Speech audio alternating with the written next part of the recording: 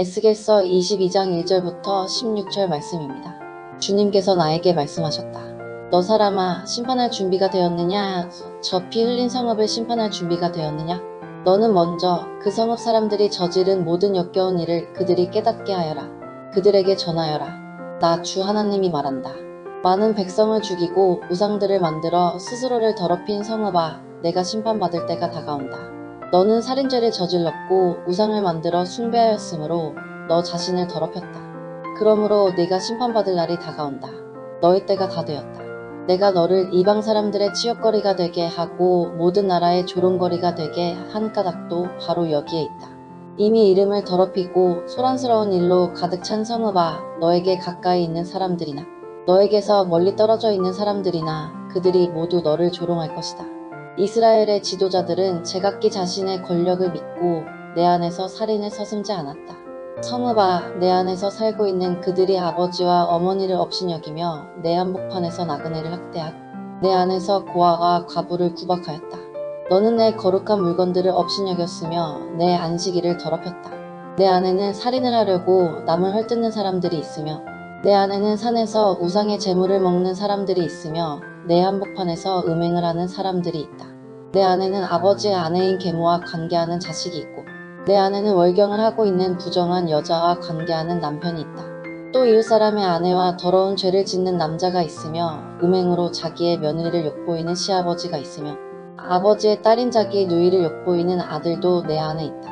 돈을 받고 살인을 하는 자도 있고 고리대 금업을 하는 자, 모든 이웃을 억압하고 착취하는 자도 내 안에 있다. 그러면서도 너는 나를 잊고 있다. 나 주 하나님의 말이다. 내가 착취한 불의한 이익과 내 한복판에서 벌어진 살인 때문에 내가 분노하여 두 주먹을 불끈 쥐고 벼르고 있다. 내가 너를 해치우는 날에 너의 심장이 배견하겠느냐? 내 두 손에 계속 힘이 있겠느냐? 나 주가 말하였으니 내가 반드시 이루겠다. 내가 너의 주민을 이방 사람들 속에 흩으며 여러 나라로 흩뿌려서 내게서 더러운 것을 소멸시키겠다. 너는 이방 사람들이 보는 앞에서 스스로 수치를 당할 것이다. 그때야 비로소 너는 내가 주인 줄 알게 될 것이다. 네, 샬롬. 오늘도 말씀 앞에 나오신 여러분을 축복합니다. 우리는 정말 많은 관계 속에 살아가고 있습니다. 가정 안에서, 직장 안에서, 친구나 연인 관계의 어떤 그 속에서, 또 공동체 안에서 여러 사람들과의 여러 관계를 맺고 살아가는데요. 건강하게 여러 관계들을 맺어가는 사람이 있는가 하면 가끔 그런 관계들 안에서 자기 자신을 잃어버리는 경우도 있습니다. 사회적 관계 속에서 요구하는 그 모습으로 살아가려고 애쓰다 보니 결국 자기다움을 잃어버리는 것이죠. 자기다움, 나 자신의 모습을 잃어버리면 불행해집니다. 나는 이것을 좋아하고 저것을 싫어하는데 그런 관계들 속에서 내가 싫어하는 것을 좋아한다 말하고 좋아하는 것을 싫어한다 말해야 하는 그런 반대된 모습을 계속 드러낼 때 굉장히 불행해지죠. 정말 내가 좋아하고 싫어하는 것에 괴리감이 생기기 때문입니다.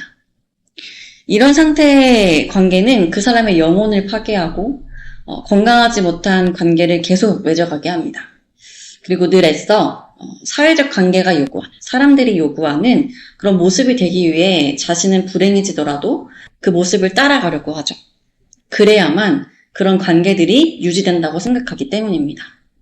결국 나 자신보다 다른 것들을 더 소중하게 생각하기 때문에 나 자신을 잃게 되더라도 그 관계를 쫓아 살게 되는 겁니다. 그러나 말씀은 우리에게 이렇게 말씀하고 계십니다. 창세기 1장 31절에 보면 하나님이 그 지으신 모든 것을 보시고 보시기에 심히 좋았다 말씀하셨습니다. 즉 하나님께서는 각자가 지어진 그대로 있을 때 보기 좋은 상태로 지으셨다는 겁니다. 그리고 특별히 우리가 지어진 그 모습은 바로 하나님의 형상이며 하나님의 성품을 닮은 자녀의 모습입니다. 그렇게 우리는 하나님 안에서 각자에게 주어진 그 삶의 모습으로 살아갈 때 가장 보기에 좋은 존재들이라는 것이죠.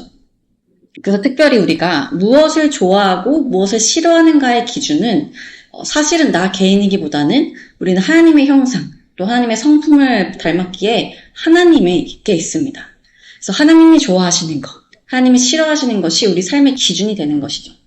근데 우리가 이 하나님의 형상을 잃어버리고 우리다움을 잃어버리게 되면 우리는 하나님이 좋아하시는 것을 원래는 좋아하던 존재인데 하나님이 좋아하시는 그 모든 것들을 우리가 싫어하게 되고, 또 하나님이 가증스럽게 여기시는 것들을 우리도 가증스럽게 여기는 존재들이었는데, 또 그것을 우리가 쫓고 그것을 좋아하는 존재들로 바뀌어버린다는 겁니다. 이것이 참 불행한 일이죠.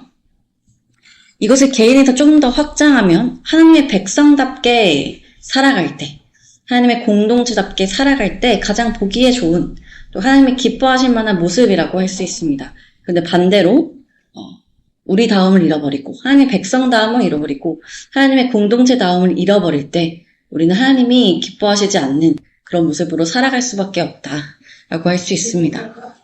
오늘 본문 말씀을 보면 이처럼 자기다움과 하나님의 백성다움을 모두 상실한 이스라엘의 모습이 나옵니다. 그리고 이들을 향한 하나님의 심판이 선포되고 있어요.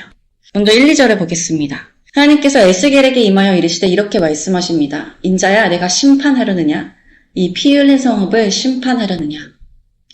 여기서 피 흘린 성읍은 예루살렘을 의미합니다.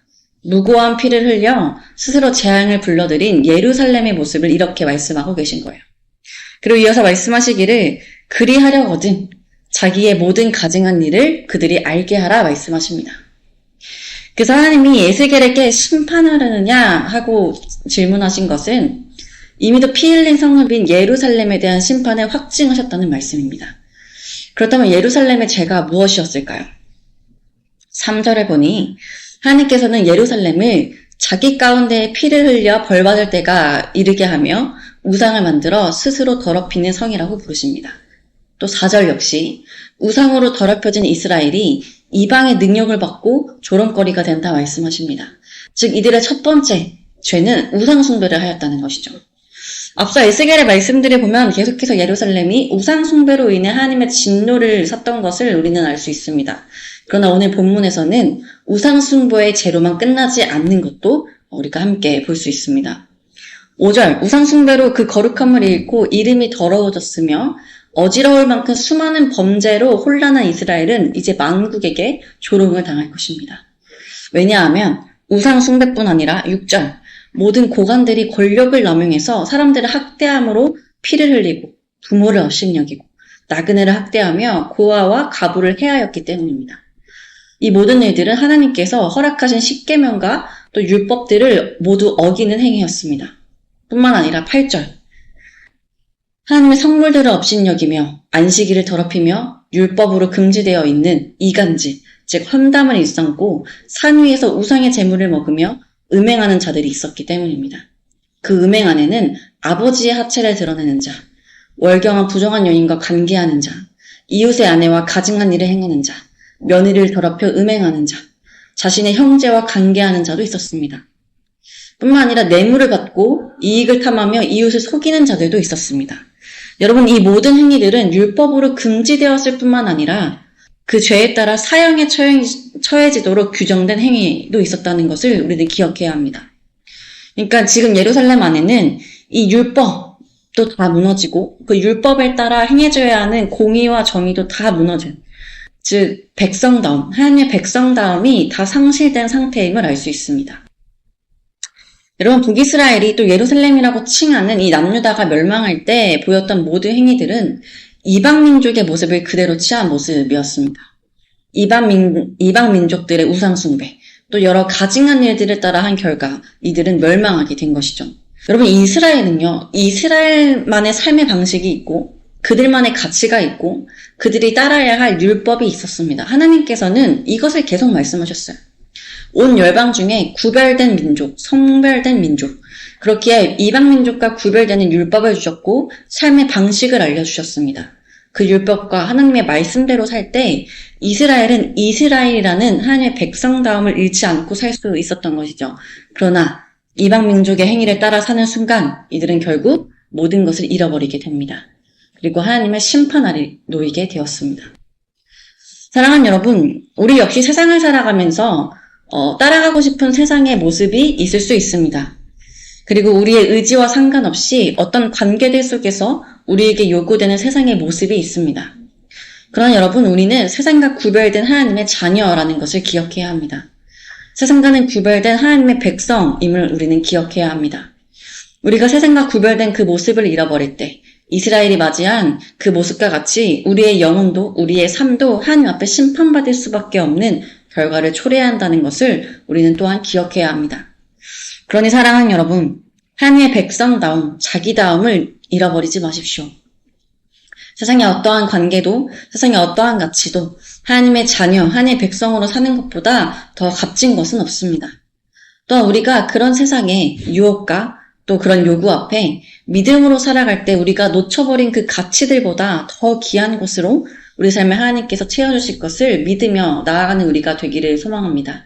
그래서 여러분, 세상에서 살아갈 때 하나님이 기뻐하시는 것을 함께 기뻐하고 하나님이 싫어하시는 것을 함께 싫어하는 정말 하나님의 백성다운, 하나님의 자녀다운 또 여러분들이 지으신 그 모습 그대로 계속해서 살아내시기를 간절히 소망합니다.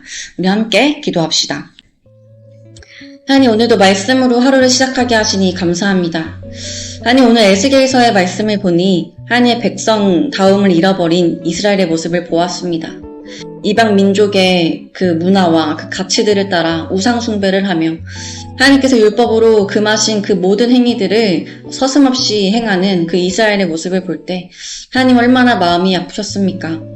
하나님께서 율법을 주시며 또한 삶의 방식을 주시며 그들과 구별되라고, 그들과 구별된 하나님의 백성답게 살아가라 말씀하셨음에도 불구하고 이스라엘 백성들은 그 모든 가치를 부인하며 세상의 문화에 그렇게 빠져 살아갔습니다. 주님, 우리 역시 세상을 살아갈 때 이렇게 살아갈 때가 있는 것 같습니다. 하나님께서 구별된 하나님의 자녀로 살아가라고 말씀을 주시고 또한 예배 공동체를 허락하셨음에도 불구하고 세상의 요구에 또 여러 세상적인 관계 속에서 우리 다움을 잃어버리고 하나님 백성다움을 잃어버리는 우리의 모습을 발견하곤 합니다. 주님, 그럴 때마다 이 말씀을 기억하며 주님께서 기뻐하시는 것이 무엇인지, 주님께서 싫어하시는 것이 무엇인지 다시금 우리가 마음에 새기게 하시고 그 모든 세상의 요구에 우리가 굴하지 아니하고 오로지 하나님의 백성다움, 우리 다움을 잃어버리지 않는 주의 자녀들 될 수 있도록 인도하여 주옵소서. 특별히 말씀을 붙잡고 각자의 삶으로 나아가는 주의 청년들을 기억하여 주시자 이들의 삶이 세상에 있으나 세상에 물들지 않고 오직 하나님이 지으신 그 모습으로 자기다움과 하나님 백성다움을 잃지 않고 살아가는 삶이 될 수 있도록 인도하여 주옵소서. 감사합니다. 오늘도 우리를 지켜 보호하여 주시는 예수 그리스도의 이름으로 기도드립니다. 아멘.